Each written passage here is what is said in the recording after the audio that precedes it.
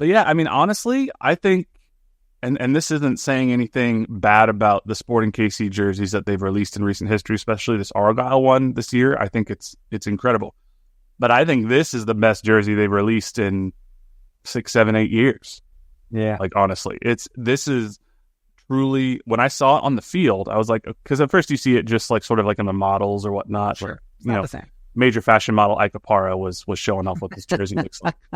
Assistant coach, for God's sakes. Yeah. Being a fashion model. But then when I saw it on the field and it had the names and the numbers and the full jersey, I was like, damn, those are good looking kids.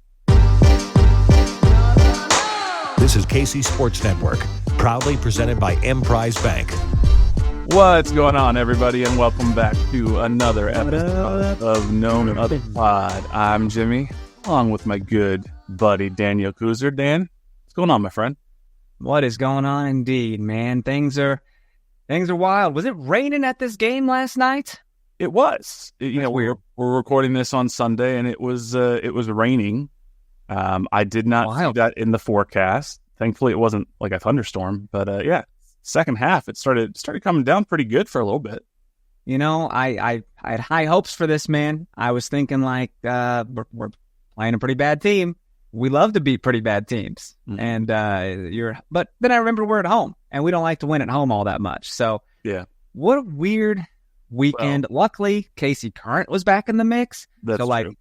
You got to get a victory on that end, and you're like, all right, we can feel good about this. Yeah, you guys will talk about it all, and currently quite a bit more. I will say, when Michelle Cooper put that goal in the back of the net 59 seconds into the game, and knowing the Houston Dash had like 14 available players, I was like, okay, this might be like a 6-0 route. And then a little bit more competitive than I thought. But listen, that woman, I believe, now owns the first and second fastest goals in club history and NWSL history. The fastest, yeah, you know? That's wild. What a cool stat. Like, that's such a cool record to own. Yeah, that's pretty cool. That is very cool. Look at this jersey, by the way. Look at this jersey. Did they throw this at you? Did you get this for free so you could show it off on the podcast? I did not. I wish. Oh, how do we get influencer status? How do we get gifted things like all these people online that don't really care about the club that get free shit? How do you get that? I don't know. I mean, we've seen, our friends over at the Cooligans, they were part of like NYCFC kit releases and such. And I'm not trying to say we have this platform at the same level of the Cooligans, but maybe we don't want it. Maybe we're right. Fine where we are. That's the only reason. We don't want it. We don't want our own TV show and studio and sounds like a lot of work. If I'm being honest, it sounds like a lot.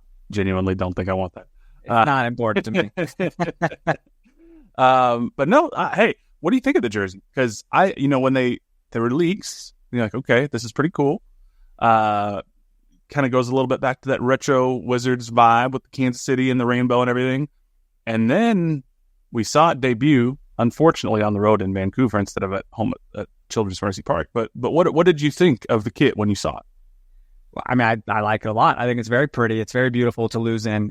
It feels that I love it, dude. I think the blue pops like that. You're like, oh, is that a full blue jersey? And then you like raise up a little bit, and you're like, check me out. It's just blue shoulders. It's I like it a lot, and it's the first time, dude. We've done these retro jerseys a few times. I believe there's been a total of 4 Adidas retro jerseys, if my math is correct here. And there's been others that were not Adidas. But that being said, they've never played in these. These have always been like warm-up tops, right? And they've always been like fashion forward stuff that you wouldn't play in at all. Right. It's not lightweight at all. And now this one, I'm just like, if it's good enough for the players to play a 90-minute game in, it's good enough for me, dude. Like, this is very fun and interesting. Archive collection is what this is being called. One thing I hate about it, though, what the hell is it? What's Miami's archive? What they dig? They dug deep to be like, hey, we got to get these Miami Dolphins colors that have been in the archive. What? Yeah. It was funny when they were talking about like marketing it with like nostalgia and whatnot. I was like, nostalgia to what? You've been around for 3 years, 4 years? This is your 4th season? Even if you're saying like, okay, actually we're doing nostalgia Miami Dolphins, and it's like, that's not nostalgia. They still wear those colors. Yeah, it is a little bit kind of classic Dolphins colors, but they wear it relatively often. And I like the LA Galaxy one. I said it. I like it a lot. It's a bit Galaxy and us are the best ones. I was going to say the two best ones are certainly, I think it's SKC, the Wizards. Then I think there's a little bit of a gap. Then I think it's the Galaxy. Then I think there's a pretty big gap. And then I feel like I have to put the Timbers third almost out of principle. It looks like a baseball jersey. Well, and Providence Park used to be a baseball stadium. Oh, fair enough. So it kind of ties in and it kind of matches their old like 70s, 80s vibe. But I feel like I have to put them third at principle because LAFC and Miami haven't been around nearly as long to have this like retro collection. And then I'd put LAFC fourth and then Miami fifth. Honestly, I would probably give Miami the jump over LAFC because they can at least say like, we're throwing it back to like our buddies, the Dolphins. What's LAFC's explanation for their jersey layout? What is that? It's kind of got like an old timey LA aesthetic. Like that when I saw that, I was like, oh, that makes sense. That's like a 50s, 60s LA vibe. So LA people could understand this more potentially, right? I think so. Because I when I saw it, I was like, ooh, that feels like classic LA. So that, and I'm from LA. So yeah, but they've been around since what, 2018? So yeah, somewhere around there. It's not, they have a little bit of club history. At least they've won an MLS Cup, but it's not like they're not an MLS original. They're not one of the teams like Sporting Kansas City or the Galaxy where you can throw it back and you're like, ooh, that's like the 90s way back machine vibes. So exactly. Well, these are, they're selling like hotcakes. I'm pretty sure they will not stick around for another year. I'm pretty sure they will never be clearanced out. Yeah. If they are, we're all going to feel very stupid that we paid full price for these. Well, yeah, the MLS press release said that, they would be worn like within the rotation for the remainder of the 2024 season. So at least the way they're marketing it now makes it sound like this is like a 1 year special thing. And I wouldn't be surprised if like every year another 4 or 5 teams gets their now special retro third kit or whatnot. Right. But this 5 teams got this, just 5 teams. Only 5. And we're the only one where it's a whole different name. It's like, people that are new might be like, what the hell? Why did they change their name? Right. Right. So it makes me wonder then, like some of these other original MLS original teams, like if Dallas gets them, is it going to be like the Dallas Burn or it should be a Clash? It should be. Now, if Miami's too cool for this. Yeah. Miami's way too cool for this because they had to go their sleek, modern retro, whatever. They could have done Miami Fusion, and it would have been really cool. They could. But technically, it's not the same franchise, but it would have been nice to have a spiritual successor to the Miami Fusion of back in the 90s and early 2000s.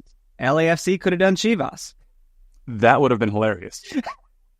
That would have been hilarious. Been something. And they would never have done it because the Galaxy always make fun of them for they call them Chivas. Like, I know, but what better way to get back at someone and just be like, that's us, you're right. Sure. And the joke just ends, Yeah, it would be funny.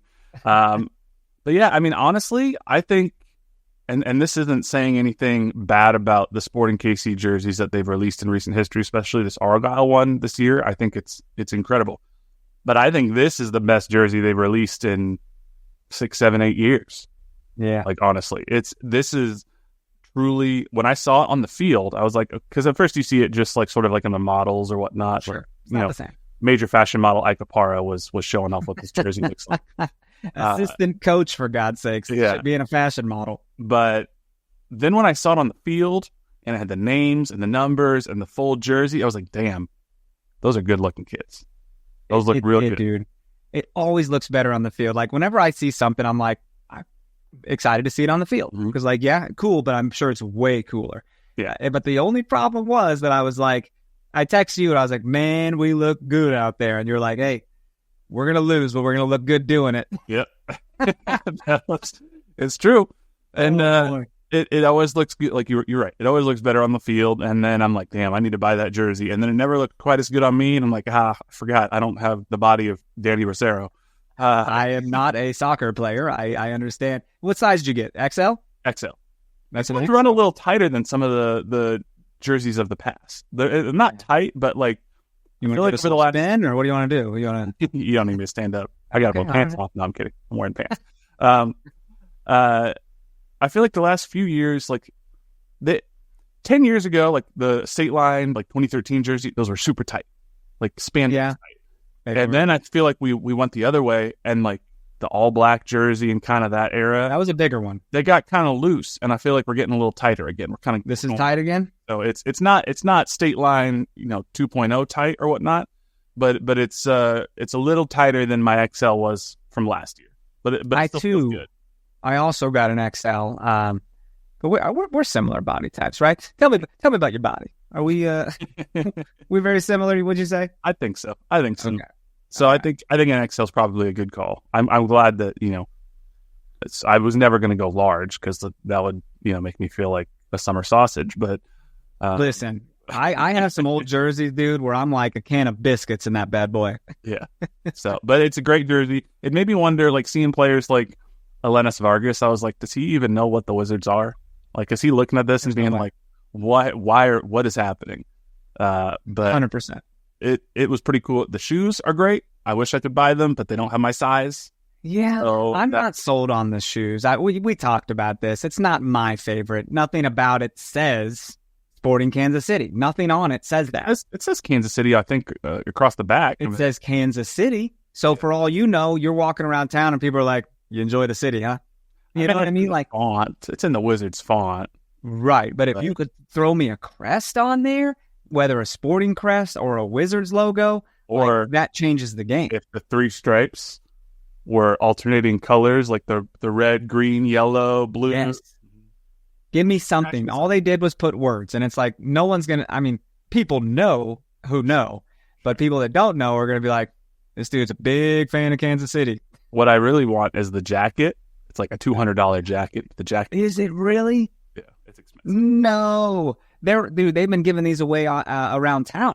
They've been doing little giveaways, and I'm like, I won one of those giveaways back in the day. By the way, I went up there. It was at Nelson Atkins, and I was running, doing the scavenger hunt. I got the New Jersey at that time. It was Tackled some child who almost got there first. that did not happen, but I was so fast. I was like, "You're not going to beat me on this," and it was a cool experience. So seeing other people claim it, I'm like, oh, having a little flashback here. It's fun.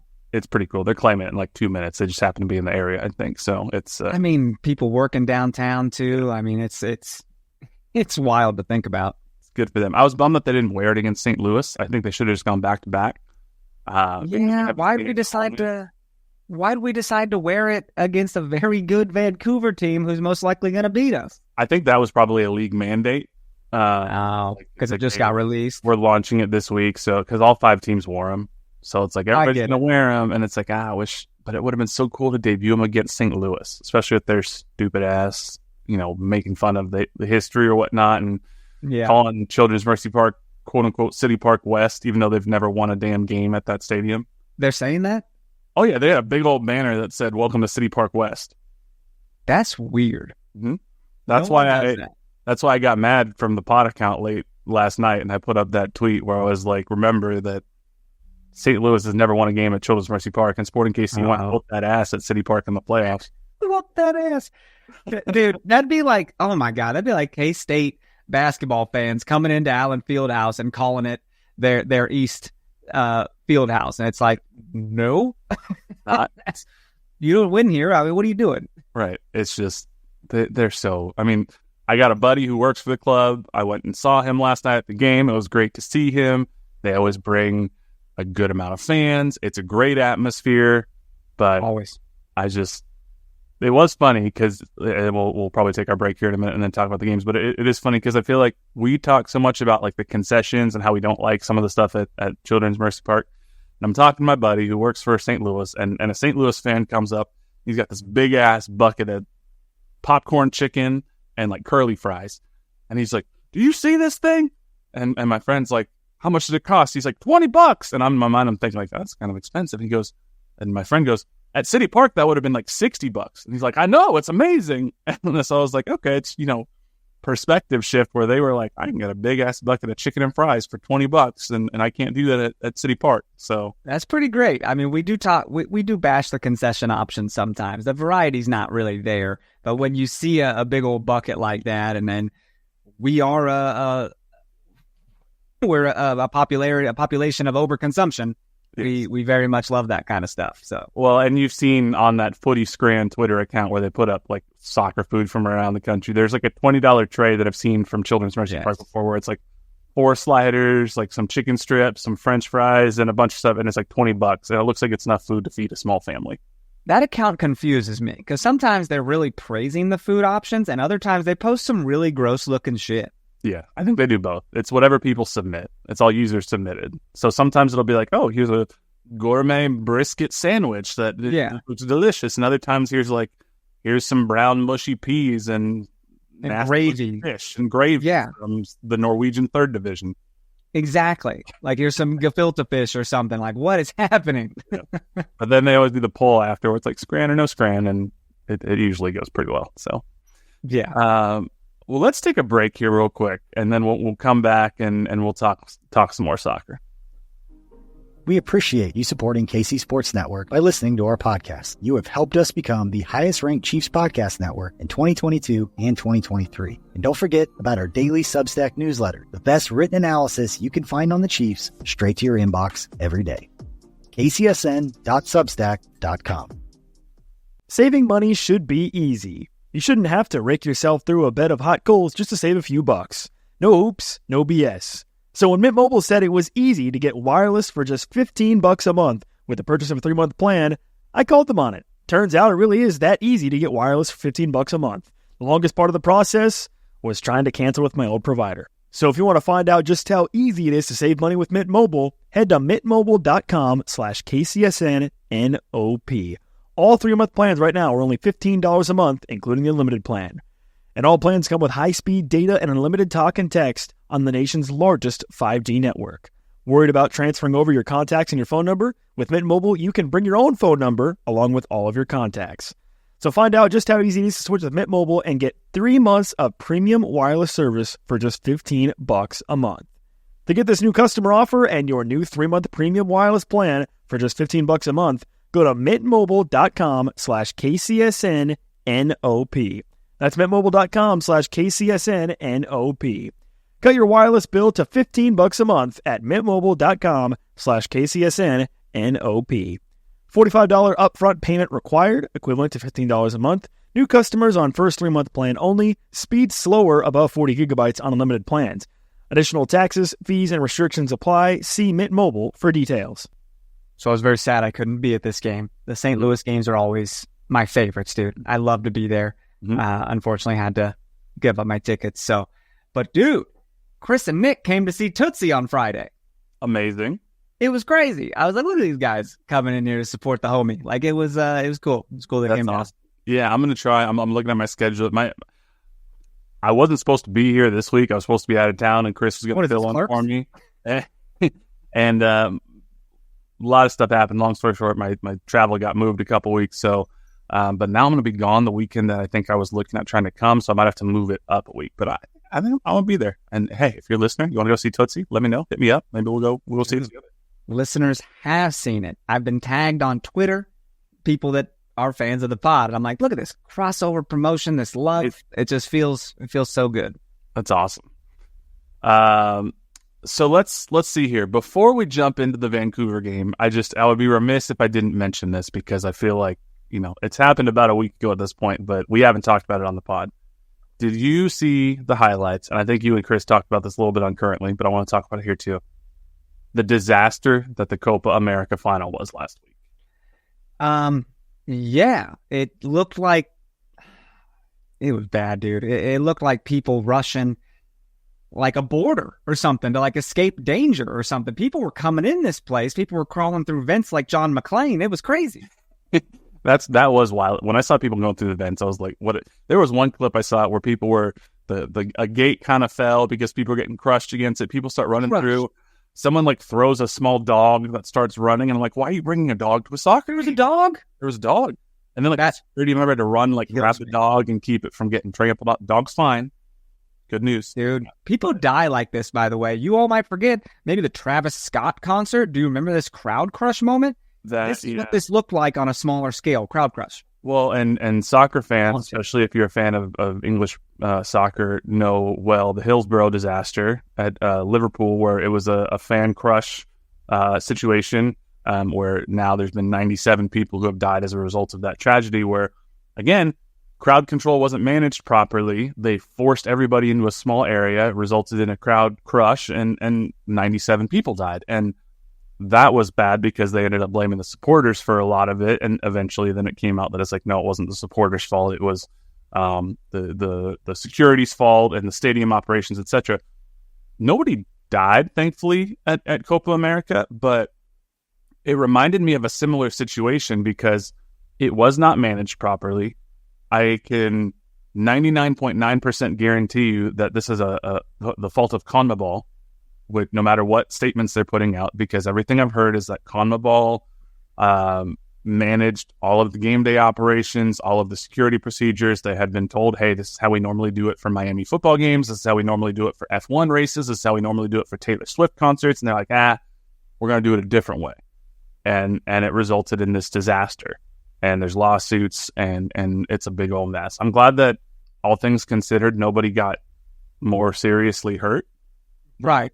My feelings would be hurt that someone didn't get out of my seat, or that I was left outside with a ticket and not being let in because they're at capacity full of people that just rush the gate. What is this? What is society? This is uncivilized. It feels crazy. And now, you know what this does? It shows other people like, hey, this can be done.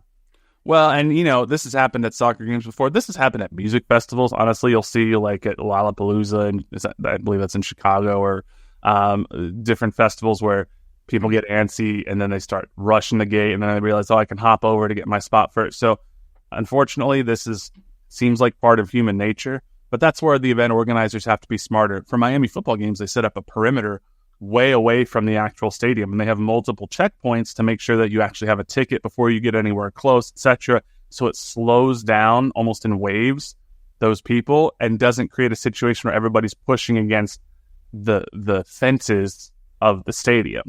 And they just didn't do it properly. So it does worry me. Like, this is World Cup type stuff too, like that we are getting some World Cup games in Kansas City, and so I'm like, does it kind of hinder you on wanting to attend? I mean, I'm still on the fence about that.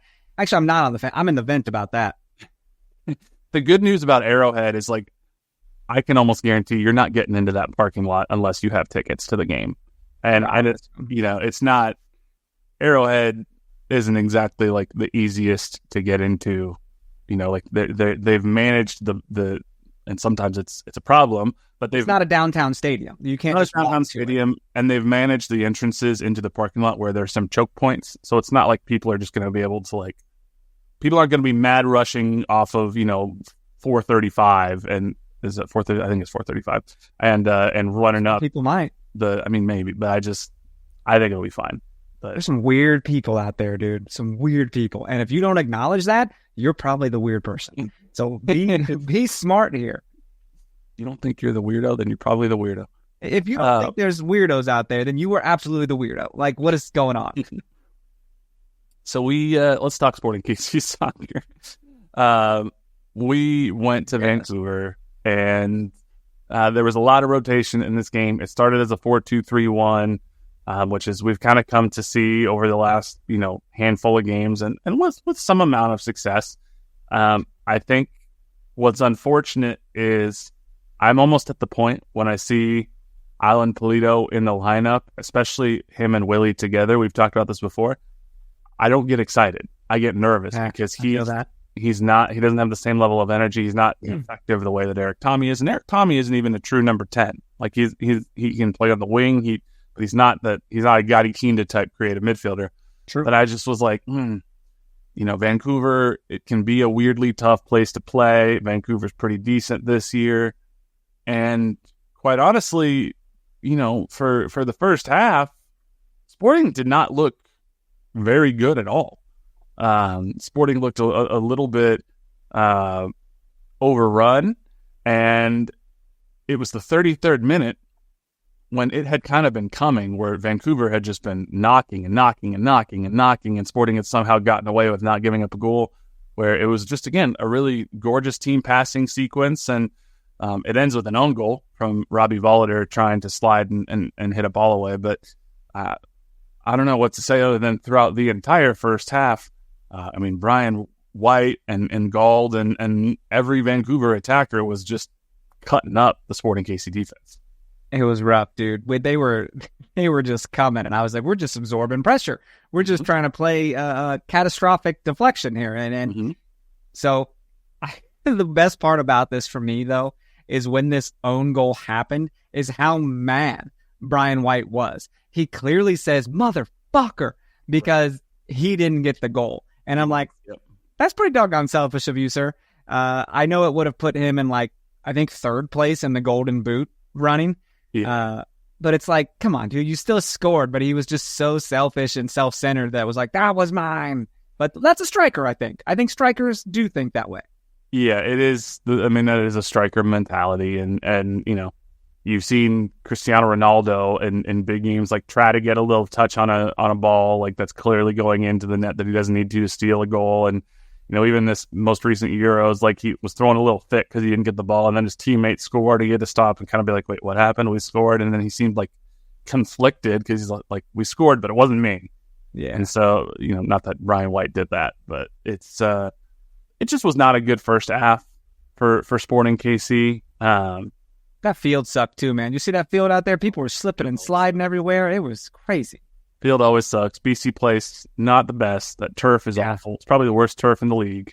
I forget. We've talked about this before. Is it inside or is it outside? Is it covered? I think it's inside. There might be they might be able to open the roof a little bit, but it's essentially an indoor facility. Okay. I believe. So it's not, it's a little older.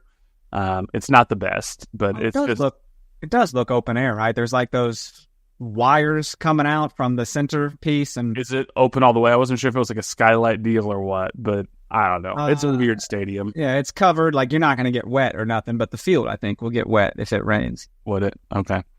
Well, it's just a strange place. And then so we go into halftime. We're down quite a bit. It's not looking good. But retractable roof. Sorry, clarified. Retractable roof. That's what I get. But Peter Vermees, credit to Peter Vermees, he made some adjustments at halftime that by and large should have helped, and they did help. I mean, he brought in Kyrie Shelton for Caden Pierre, he brought in Stephen Afrifa for Elenis Vargas, and he brought in Eric Tommy for Alan Polito. And Pierre just wasn't getting it done. He just an off night for him. Polito was non-existent, and Vargas just he seems almost overly hesitant, which is the opposite problem that he's had in the past, where he was just like running so fast that like he just charged and then didn't make a decision because he was just charging so fast. Against Vancouver, he seemed like he was like thinking so deliberately about everything that he went too far the other way and was ineffective because of that. So that was a little different. But he brought in these subs, and it seemed to bring a spark to Sporting Kansas City. And, ultimately in the 69th minute, it was Willy Agada who just kind of gets to a loose ball in the box. And it started because Daniel Shallowy had a great shot. Eric Tommy had a good drive toward the end line. And Willy Agada, he's in form. He's around the box in a dangerous area. Makes it 1-1 in the 69th minute. Suddenly it felt like Sporting might be able to salvage a point. Dude, has there been anyone more exciting than Willy Agada lately? Like, the man is just, he's so dangerous, and people should be scared to mark him. Mm-hmm. Like, you can't lose him, and people are losing him, and it's to our benefit. It's been fun. We'll talk about the St. Louis game here in a minute, but he's done this a couple times this season. It's one of my favorite things when he gets like a point blank headed goal where he just has a full steam ahead, and he looks like he's just, a bull in a china shop crashing through a wall when he fires that thing home. He's the running back of the team. He just hits the hole and puts his head down and goes. He is going to head that ball. Mm-hmm. And if you want to stop him, you're going to have to take him out and give up a penalty. Mm-hmm. And the way he's so accurate too, man. And all his goals, not all, most are coming from headers. And I haven't seen anything like that since Ike Opara's threatening era, Yeah.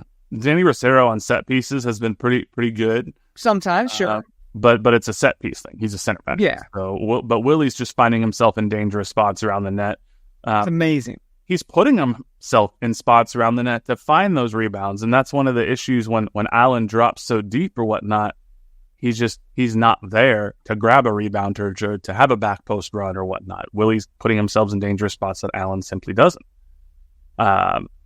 Unfortunately, the lead did not last terribly long because just about 6-7 minutes later, Vancouver sends a long ball over the top to Fafa Picot, and I'm not trying to bash on him because I actually think, especially against St. Louis, he played pretty well. But Kyrie, I'm not really sure what he was doing on this play. I don't know if this is a case of doesn't have that position down yet or what, but he and Casti have a miscommunication. Casti has to shift over to sort of cover the center of the box, and Kyrie just does not run with Fafa Picot, who gets a free header.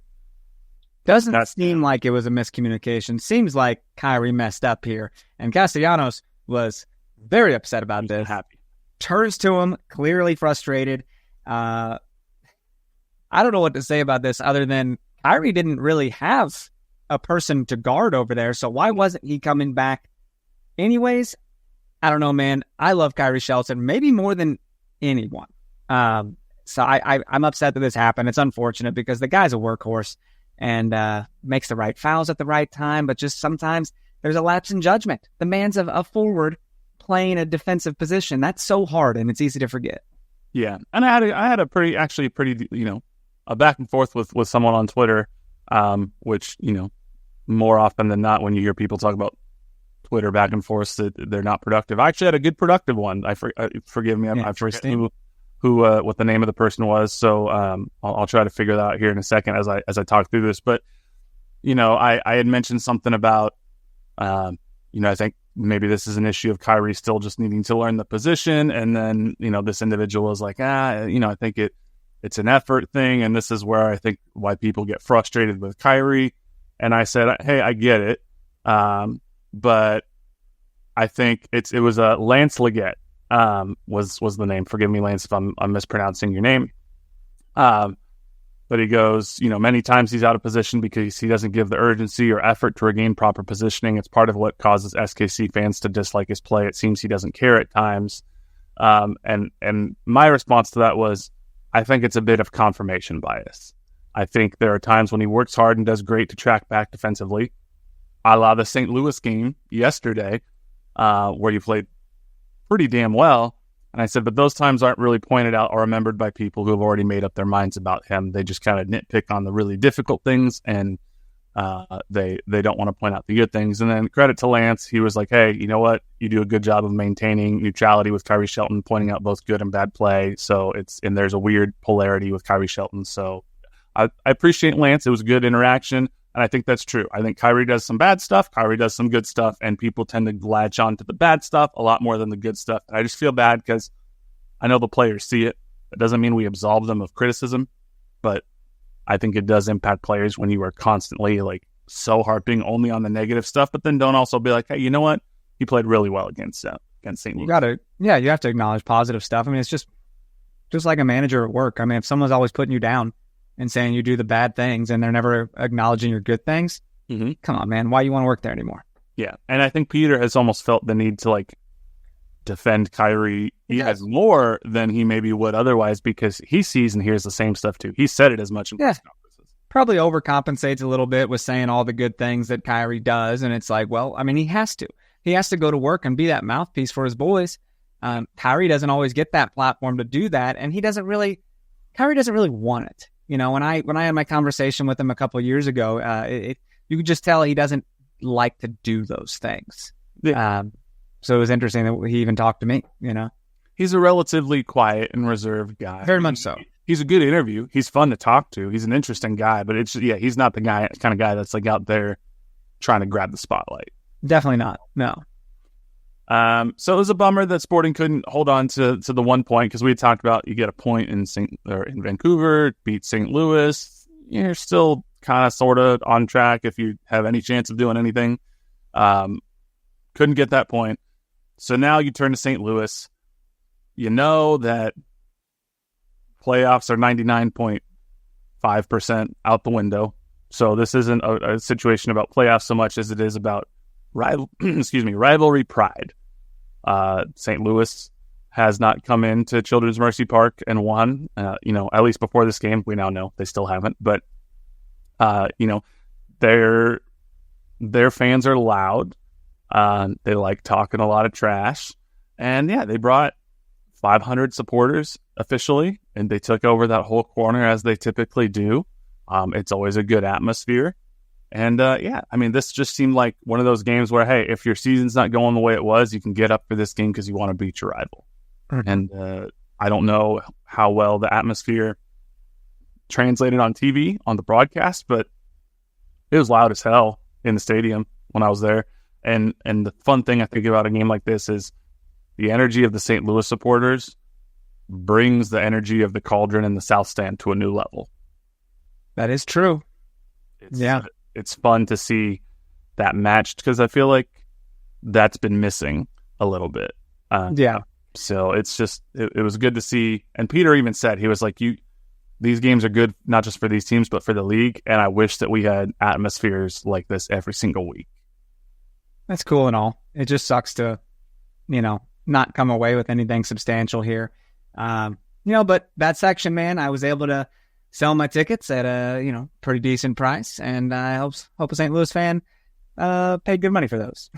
If you look at the starting 11, it went back to that typical 4-3-3. Kyrie was at right back, like we said. No Polito in the lineup. Willy Agada started. And I would say, if you look at the possession, you look at the shot stats, you look at the expected goals, you look at every single stat other than the scoreline, Sporting Kansas City was the better team, and it wasn't particularly close. I would say they close to dominated this match for the vast majority of it. Bro, we were hitting the woodwork. We were heading it down right into Berkey's arms. I mean, we were coming, and I'm surprised something more didn't come out of this. I do hate that Peter likes to really focus on the narrative that like someone should have had a second yellow and that would have changed the game. And it's like, you know what? Put that aside. We should have just scored more goals. Sure. I can't complain about what the referee did. Why didn't we just go hard and beat these fools? They should have scored. I mean, they probably could have had 2, 3, 4 goals.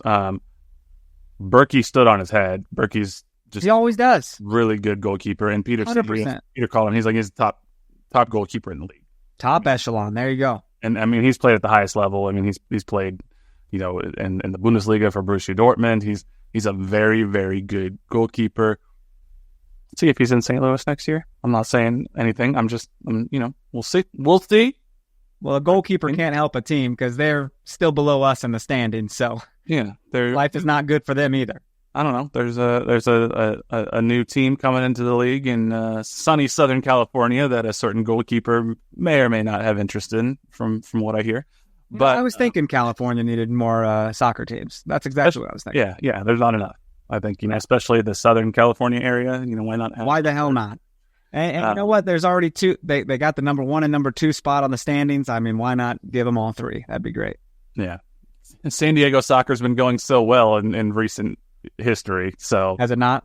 Well, San Diego Wave. They had the employee come out and be like, "Hey, "Oh, yes, Jill Ellis sucks, and I had to be put on self-harm watch and was fired." And then more and more players started, or former staff members started coming out and corroborating similar experiences. So, dude, you know what kind of sucks is that regular plebes like us can't, like, if we experience something bad, we can't just go online, and because no one's going to really care. No one really cares where you work. But on this grander scale, you have this opportunity to make a statement, and it takes some balls to do it too, because it's going to bring eyes, man. It's going to bring ears. But I think, if you have a piece of shit boss or something, no one's going to care. Yeah, it does suck because I feel like sports in particular, there's such a perceived prestige in working in professional sports. It's a dream for so many people that a lot of teams get away with underpaying employees because it's like, yeah, but you work in professional sports, you got your foot in the door. Like you're getting paid an experience. That is true. And then it's also it's not a typical work environment, so it's not uncommon to hear less than ideal working conditions in professional sports across leagues. This isn't specific to the San Diego Wave. It happens in all professional sports, it seems like. So, but hey, hopefully they get it figured out over there. But I don't know. I mean, I do think Peter, you're right. They should have scored more. I do think it is frustrating when it's such an obvious mistake as seemed to happen with Thoresen, because he got a yellow for pulling down Willy, I believe it was. He kind of football tackled him. Tim Melia after the game called it a professional foul. I get it. You're stopping a break. It's a yellow card, clear as day. And then 2 minutes later, he goes studs up into Radia, I want to say it was. Yeah. And apparently the referee, when Daniel Sperry asked on the pool reporter question, what happened, the answer was the challenge was committed in a careless manner and did not rise to the level of serious foul play due to negligible force. And that's about all the detail you're ever going to get from pro. Why do we do that? Why is that even a thing where we can have a pool reporter even talk to them? Does it ever go well? Do you ever get the answers that you need? It's a waste of time for everybody. Right. And a lot of times, honestly, the pool reporters don't even bother asking questions because they're like, definitely wouldn't. I'm not going to. Occasionally, they'll ask one just to kind of make a point, be like, I'm going to ask you, and then we're not going to get an answer. And then it can kind of be like, see how silly this all is. I wouldn't be surprised if this is one of those fouls where, because you know how pro, halfway through the week, they kind of quietly release a report or a video where they're like, we kind of got this wrong. This is going to be one of those where it should have been a second yellow. Sure. And it mattered. I'm not going to complain about it because we should have just scored more goals. We should have, but what's annoying was it was Thoresen who ended up scoring for St. Louis. Sure. He probably should have been on. But it's, it was, what I would also say about the goal is you should never give up a goal like this. It was off of an attacking corner. You lose possession, and then they have a counter. They got 5-on-3 in the numbers. Castellanos goes to ground, which you should never do, and doesn't get the ball, which then leaves Thoresen cutting back from the box. Kyrie tries to step up. It's too late. Thoresen makes a good shot, and there's nothing Melia can do. So there was a comedy of errors, even though, yes, acknowledged, what happened. Thoresen should have been off the field. Giving up a goal like that off of an attacking corner is unacceptable. I mean, sucks. This is kind of the stuff we do, man. I mean, our goals that we concede come from mistakes we make. And there was a moment later in this game, too, where didn't Tim kick the ball off our own guy? Well, he had to save it. I asked him about this after, because Peter in the postgame was even like, I don't know what Tim was doing there. So I asked him, I was like, what happened? And he basically said he was kind of looking down the field to see, how the setup was, and he was getting ready to change something. And then he went to kick the ball, and essentially he tried to stop his leg's momentum and couldn't stop it before he touched the ball. So he basically accidentally touched it into live play. Because it was a goal kick, right? Yeah, it was a goal kick. Thankfully, Tim had the presence of mind to know, I can't pick this up now because that would be an indirect free kick. So he goes, I didn't know what to do, so I just kind of got up on the ball as close as I possibly could and was like, if they try to kick it, I'm just going to try to block it point blank. And he was like, now, thankfully, I forget who the attacker was for St. Louis. He goes, thankfully, they were a little confused too, and it took them a second to figure it out, and it ended up being okay. We cleared the danger, but he was like, I messed up. I tried to stop my leg, and I couldn't. I want to find this now. I'm going to scrub the highlights because I can't remember when. It was second half for sure, right? It was second half, yeah. Okay. So it was a little bit of a funky situation. And I wasn't honestly I was looking down at my computer because I was trying to see the end of the current Houston Dash game, which was about at the same time. And all of a sudden I hear the crowd start doing oohs and ahs, and I look over and St. Louis gets a shot off, and I was like, what just happened? We were about to take a corner or a goal kick. How did they suddenly get the ball deep in Sporting KC territory? So it was very strange. 73rd minute was when Big Willy Agada, he's making a good run. He's starting to be the only guy who really makes any sort of runs for Sporting Kansas City. And credit to Alan Polito. We've been talking bad about Alan Polito. He is out there on the left wing. This was an absolutely gorgeous floater of a cross across the face of goal. I mean, just perfectly weighted. Floats it over 4 St. Louis defenders, and then Willy crashes the box, like you said, like, a running back just hitting the hole, smashes it home point blank. Peter joked after the game that Willy's pretty good from 2 yards out, and I kind of laughed because he was just making a lighthearted joke. But I mean, anyone should be good from 2 yards out, right? But it's like, come on, dude, to have the wherewithal to run in there and just come in like a dart. You know what the announcer said? He said he rose up like a salmon. Like a salmon. I think Nate Bukaty was on the call, but it wasn't Nate that said that. That's pretty funny. Hilarious visual. Yeah, I mean, Willy, he's been in form. He's been great. He's so fun to watch, and that's why for me, I think Willy Agada, he's going to be my Holiday Distillery toast of the match, toast of the week. Honestly, I mean, the goals he's scoring, the form that he's in, the chances that he's creating, and the positions he's putting himself in. Willy Agada, hands down, he's the Golden Boot leader for the team. Holiday Distillery toast of the match, Willy Agada. So it's insane. It's absolutely insane that this man is having such an impact. His pay does not reflect his production. I'll tell you that much. He now, I mean, he was out of form for quite a bit to start this year. Sure. He was getting chances. He just wasn't putting them on target, but he was getting chances, which is the important part. And it's funny because, when we joked and, I tweeted the joke that Peter said about, Willy's, pretty good from 2 yards out. Mike Kuhn from the KC Soccer Journal, he quote tweeted that. He goes, I get Peter's joking, but when's the last time Alan Polito was in that position from 2 yards out? And I think that's a good point because, again, 2 different kinds of players, but Willy's finding himself in dangerous positions that Alan is not. I can just watch it on a loop. Like I'm watching the highlight right now, and he's just in the perfect position. You can't miss it. He comes into the net with the ball. It's just him and the ball in the net. I'm surprised he just burst through the back of the net and just keep on running into the stout stand. Yeah, I can't believe no one marked him like that. Just Berkey about caught him, for God's sakes. Yeah. In his arms. Yeah. I love this man. I love his energy. I wish we could get more Peter Vermees kisses. We're not getting those yet. We'll see. They win Open Cup. Hey, whoa, we're still alive in that bad boy. Yeah, we'll talk about that here in a second. But, Sporting, it looked like, okay, hey, maybe they could push for a winner. Peter even said after they scored a goal, it almost felt like they took foot off the gas a little bit, just couldn't quite find that energy again. Ends 1-1. It's annoying. You find it. This Tim Million moment, dude, it looks so crazy. It's in the 86th minute. You're about to lose the game because of this. The highlight didn't show Tim taking the goal kick. It just showed Tim around the ball, like chomping his feet. And I was like, what are you doing?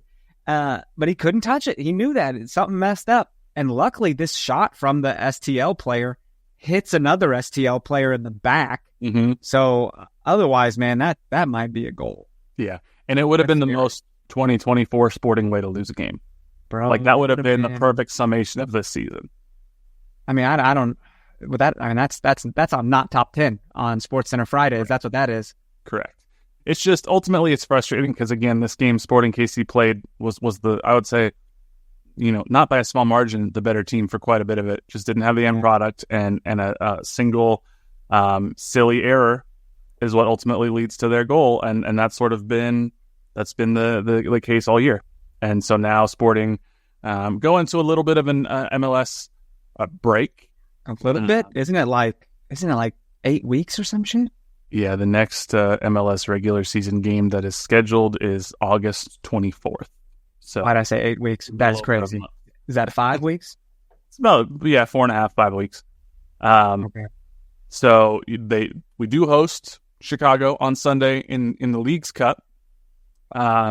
And then travel to Toluca the following week, and then back finally for MLS regular season in August 24th. We'll see what happens in the Leagues Cup. If they advance out, there might be some more games in between now and then.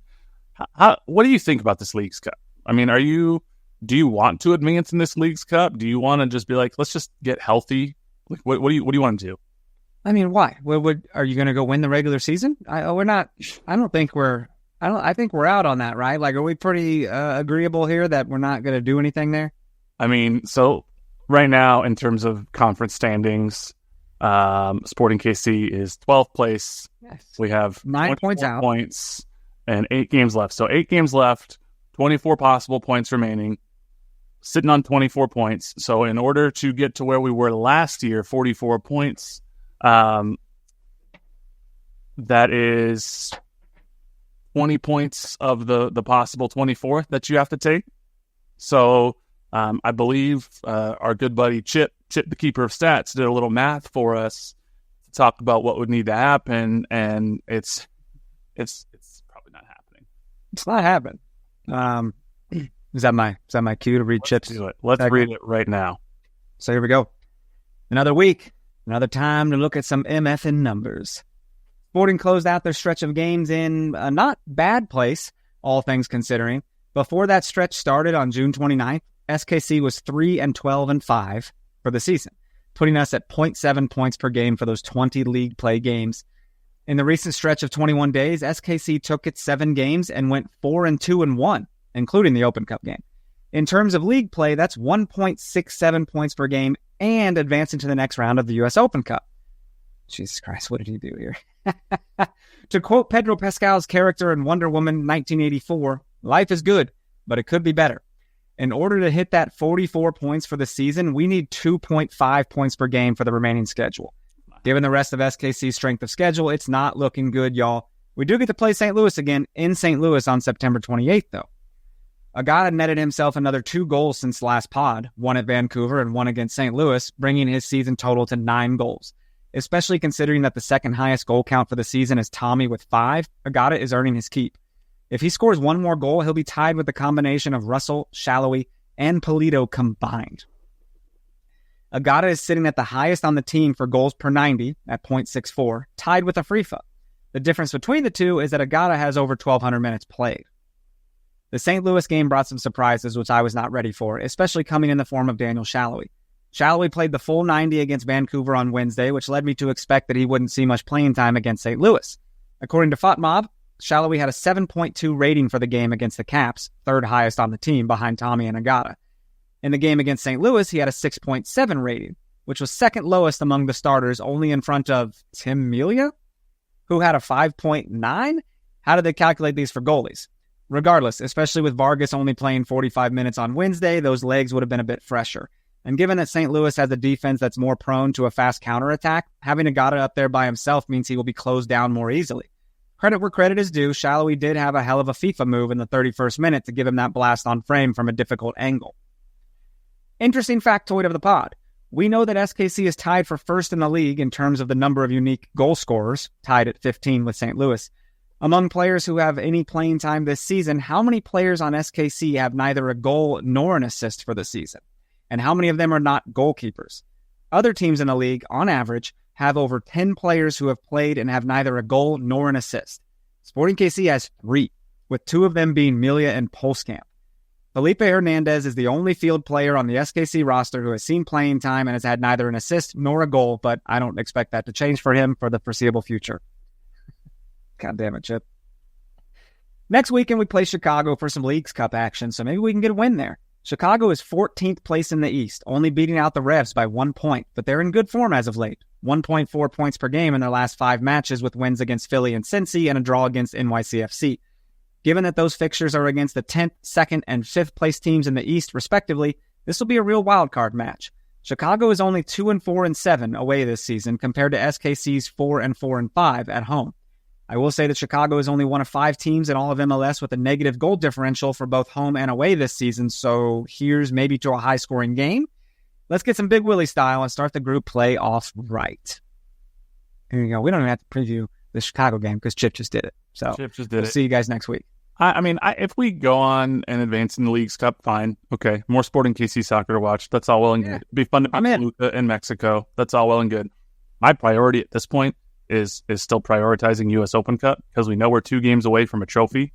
We know we're hosting a USL side Indy 11 at Children's Mercy Park in August, on August 27th. So, I don't know. I think that is that's my priority at this point is winning Open Cup. And so if you had to choose between advancing in Leagues Cup or prioritizing Open Cup, I'd rather get healthy to prioritize Open Cup. But I don't know. Maybe you can do both. But you can't just rest everybody. You got to keep playing, keep getting minutes. Sure. And with a month off, yeah, you get them some game action, and maybe you rotate some for the second game in Mexico, because you never know what's going to happen down there. You don't want to get people injured. Maybe you can use the Toluca. Let's say something crazy. Start Alan Polito, use the Toluca match as a showcase to get some Liga MX team on the hook to buy Alan Polito from us. Oh, shit. I'm not saying cut your losses, but I'm not saying it either. Oh, boy. But I don't know. I think it'll be interesting to see what happens here in Leagues Cup and how Peter prioritizes it. We do know now, if we beat Indy 11 in the U.S. Open Cup, Sporting Kansas City, in terms of where they placed in the draw for U.S. Open Cup final hosting priority, got dead last, which means it is impossible for Sporting Kansas City to host the Open Cup final. If we win, we will either travel to LA to play LAFC, or we will travel to Seattle to play Seattle in the final. So I would prefer Seattle in that scenario, but also winning at Seattle is just way more fun. It is. And, we've gotten results at LAFC before, but LAFC just is a machine right now. And Seattle's been in good form as of late for the most part, but we know that we've gone to Seattle, gotten results, won. I agree. I would feel more comfortable going to Seattle than I would LA for that game in terms of getting a result. But yeah, it is what it is. So we'll see. But I don't know, man. It's a bummer. As Chip said, we're going back to St. Louis in September. At this point, I think it would be really nice just to be able to go and beat them in City Park, because it's always fun to make St. Louis fans mad. And it'd be awesome, especially for as much crap as they talk about taking over in City Park West and whatever, that we go and beat them again at City Park. No one said they're bright. So Sporting Kansas City still is winning the all-time series in this. It's 3 wins, 2 losses, and 2 draws for Sporting Kansas City. So all this talk that they have, I'm like, you've lost at home in the playoffs, you got killed in the playoff series, and you're still losing the all-time series. So, like, you can talk all the shit that you want, but... What's so funny is that everyone else looks at this little rivalry fighting for 12th and 13th place, and the 2 LA teams are up in 1 and 2 being like, this is the real competition up here for 1 and 2. Right. It's very fun. And you know what? I like Nebraska Furniture Mart. I went and I bought a washer and dryer before the Sporting Kansas City game. You cannot do that at City Park. I cannot go to do that at City Park and buy appliances and then walk over to watch a soccer game. For the word park in it, you can't even do that. We can park all day at Nebraska Furniture Mart, baby. Right. And I can buy my washer and dryer, and I can go enjoy a match. Dude, you could walk around Nebraska Furniture Mart, go hit that sweet, sweet food court up, and you don't got to pay those $20 concession prices. Blind Box Barbecue is there. So... we should talk appliances, because I nerd out about that. What brand you get? LG. Well done. Atta baby. Yeah, LG. I will say, we're about to end here, but when I walked in, I knew which washer and dryer I wanted, so like the guy didn't have to sell me on anything. And he was like writing down all the order stuff, he goes, I appreciate you doing your research. Makes my job a lot easier. Because he was about our age. He goes, older people come in and they think this young guy doesn't know what he's talking about, because I tell him that Whirlpool and Maytag, not what they once were. And that's what they want to buy, because that's what it was back in the day. He goes, LG and Samsung, those are really the 2 best brands for a lot of these major appliances now. So you are quite right, sir. I have an LG appliance home, and you can pair it through your app. My TV tells me when the laundry's done. It's pretty crazy. This is how you know we're old, because we are now talking about appliances. It's not old. I'm technological. I just said my TV tells me when the laundry's done. Well, I think that's probably all we got for this week. You got anything else? No, I don't, man. I gotta get a shower, because I got a show at 2:00. There you go. Well, thank you all so much for listening. Make sure you follow us on Twitter and Instagram at NoOtherPod, at Dan Kooser, at JCMac03. Shoot us an email, nootherpod@gmail.com. Leave us a 5-star rating and review. We'll read it on here. We'll thank you for it. We appreciate it. And check us out on YouTube, KCSN Soccer, or on the KC Sports Network app. But until next time, he's Dan, I'm Jimmy. We'll catch y'all later. See ya. Nebraska Furniture Mart all day.